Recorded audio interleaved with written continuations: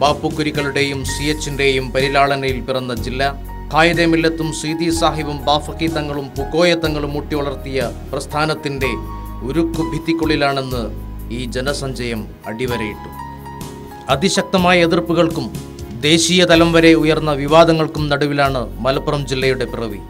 1969 May 5-ന് ചേർന്ന കേരള മന്ത്രിസഭയുടെ യോഗമാണ് മലപ്പുറം ജില്ല രൂപീകരിക്കാൻ തീരുമാനമെടുത്തത്. 1969 ജൂൺ 16-ന് മലപ്പുറം ജില്ല ഔപചാരികമായി നിലവിൽ വന്നു. സംഘടിത രാഷ്ട്രീയ ശക്തിയിലൂടെ മതേതരത്വത്തിൻ്റെ പാതയിൽ ഉറച്ചു നിന്നുകൊണ്ട് ന്യൂനപക്ഷ വിഭാഗത്തെ എങ്ങനെ രാഷ്ട്രീയത്തിൻ്റെ മുഖ്യധാരയിലെത്തിക്കാമെന്നതിൻ്റെ ഉദാഹരണമാണ് മുസ്ലിം ലീഗ്. പിന്നോക്കത്തിൻ്റെ കാവടിയേന്താൻ വിധിക്കപ്പെട്ട ജില്ലയെ വികസനത്തിൻ്റെ വിപ്ലവപാതയിലെത്തിക്കാൻ മുസ്ലിം ലീഗിന് കഴിഞ്ഞു.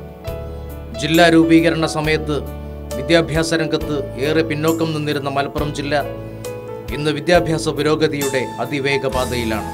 വികസന പ്രക്രിയയിൽ ജനകീയ കൂട്ടായ്മയുടെ പുതിയ അധ്യായങ്ങൾ രചിക്കാനും ജില്ലയ്ക്ക് കഴിഞ്ഞു.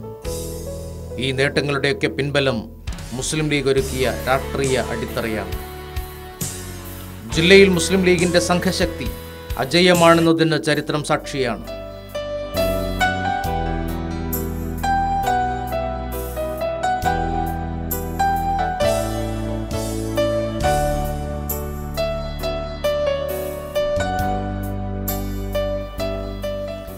ഒരു ജനവിഭാഗത്തിന് വിമോചനത്തിന്റെ വീതിയൊരുക്കിയ ഈ അർദ്ധചന്ദ്ര നക്ഷത്ര താരാങ്കിത ഹരിത പതാക വാനിലേക്കുയരുമ്പോൾ മറ്റൊരു ചരിത്ര മുഹൂർത്തത്തിന് ഇവിടെ നാന്ദി കുറിക്കപ്പെടുകയാണ്.